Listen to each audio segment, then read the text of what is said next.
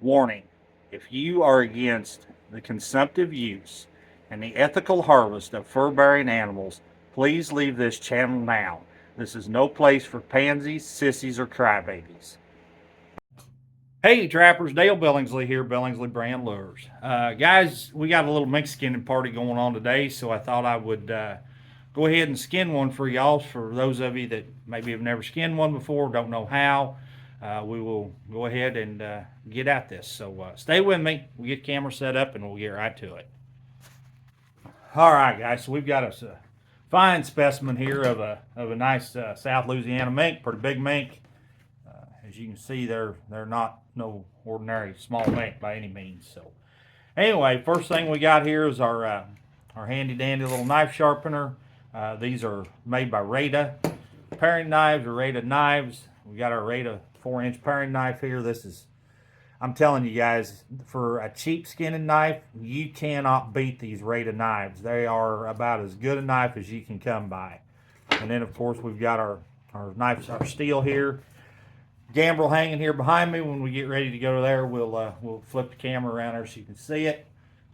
Anyway, that's about all there is to it. You know, the skinning is a big part of it, along with a lot of guys selling around anymore. Not too many skin, but it is a very good asset to learn how to skin and properly handle these animals. Because here's the deal: somebody's going to get paid to do this. Now, is it going to be you, or is it going to be the guy working as a fur buyer? Personally, if I can put an extra dollar or two in my pocket by skinning them, I'd rather do it for myself. So anyway, let's get started here to get an edge on this knife right quick,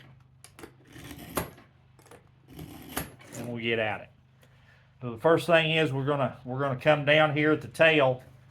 We're going to make a slice across the base of the tail, real easy, just to open it up. We're not going crazy and cutting the tail plumb off.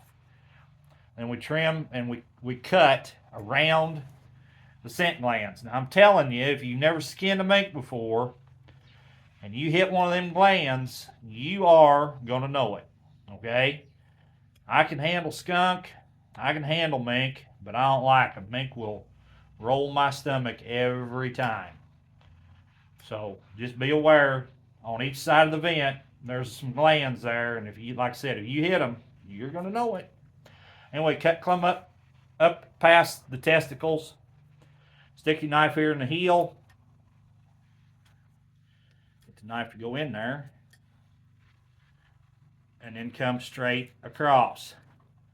Basically, you're cutting that little A section that you just trimmed out and leaving it on the carcass. Come up there to the back foot again on the heel on the other side. Slowly and carefully, you just start trimming around the foot. Now you want to be careful and not cut those tendons on the back side of that leg, because we're going to need those here in a minute to hang this mink up. You don't want to cut them if you can help it. Now, these mink down south don't pull quite as easy as the northern mink. They've got way too much fat on them. Yep, I just nicked that gland. Whew. Well, he's stout. Man, is he stout. Cut very easily up here around the penis. Cut that right there. Just cut that out. Cut it off. Again, come across the back leg again on the other side. Come around it here on the back side. Just be very careful you don't cut them tendons again. Okay, we've got that mink opened up where we want him here. Go ahead and cut that membrane loose. And it's very important you keep that, you want to keep that hide tight, okay? Keep it pulled. And you can see where the hide is and where the meat is and where the membrane is. And all you're doing is just constantly nicking that membrane. You don't want to get into the fur, and you don't want to get into the meat any more than you have to either. So just like that, okay? All right, now we've got our mink opened up. We can go ahead and hang him here on the gambrel. It's just a quick through there with the hook. Quick through on the other side, the other leg with the hook, and that's why it's very important you don't cut them tendons. And now you just start pulling. Make sure that his front legs are kind of pulled down straight. And you just start in and just kind of pull with your fingers and push. And you got to nick that saddle sometimes on the back. You got to nick it. The saddle is right there, and you want on a wild mink for the fur market, you want to keep that on. Now these mink that I'm skinning today, we're going to be scraping them to tan them, so that saddle will come off. And not only that, but when a mink is this fat, as fat as these are, you can't leave that saddle on them anyway. It's just if you do, it's going to spoil. Okay, so you got to get that saddle off of them when they're this fat. And it isn't very often unless you're living down south there where you're going to run into these big fat mink, but once in a while you will. And when you do, like I said, you got to take that saddle plumb off. Now split that tail down just a little ways.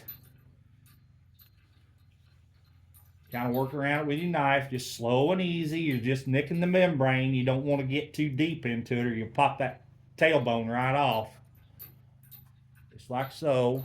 And then should, I don't know as big as these mink are, I don't know, but should be able to slide that tailbone right out, just like that. Now, take a tail zipper or take a knife, one of the two, whichever you have, and split that tail clear down.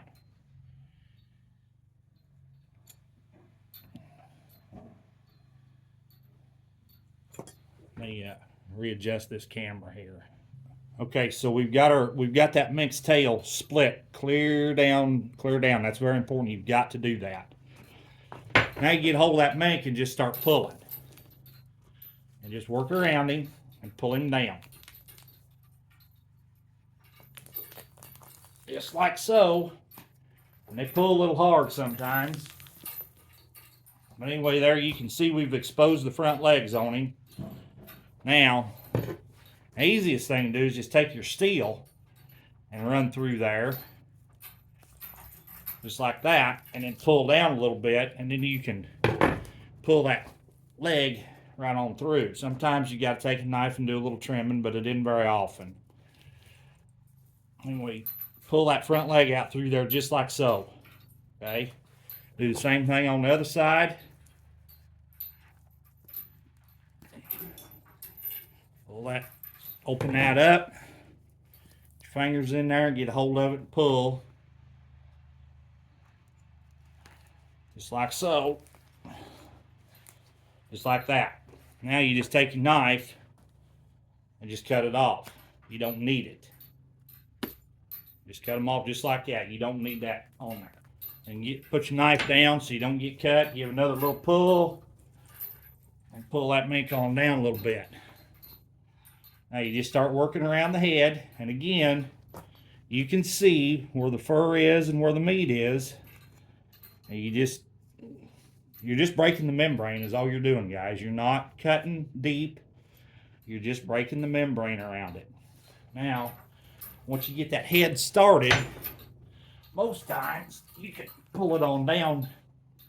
Now you can just start to see we're just starting to expose the ears, okay? You cut straight in. Don't cut at an angle. You cut straight in. There's the ear right there. Cut straight into it. Same way on the other side. There's the ear. You just cut straight in. Now the ears are loose. Work yourself on down. Careful around them eyes. We're about to expose them here in just a minute. Okay, so you can see there's the eye right there. Again, straight in. And there we've got that eye exposed.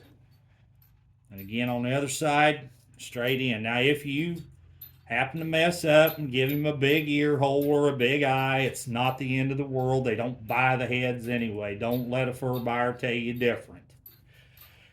Back in the day, they used to dock you for big ears and big eyes, but that was just a way for them to get the fur cheaper, is all it was, and we weren't smart enough to know any better.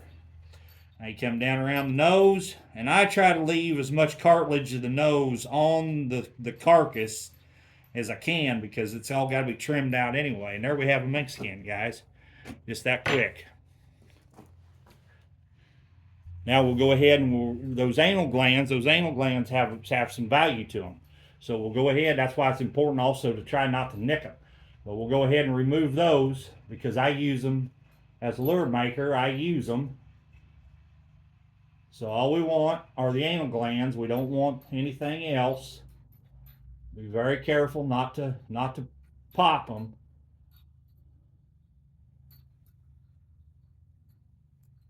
There. There we've got the anal glands both removed. We'll take care of those for future use. And there it is, guys. Your mink is done. So anyway, I hope you've found this educational. I hope you found it helpful. If you would please just hit that thumbs up for me. That's all I'm asking. Once again, this is Dale Billingsley with another one. Signing out.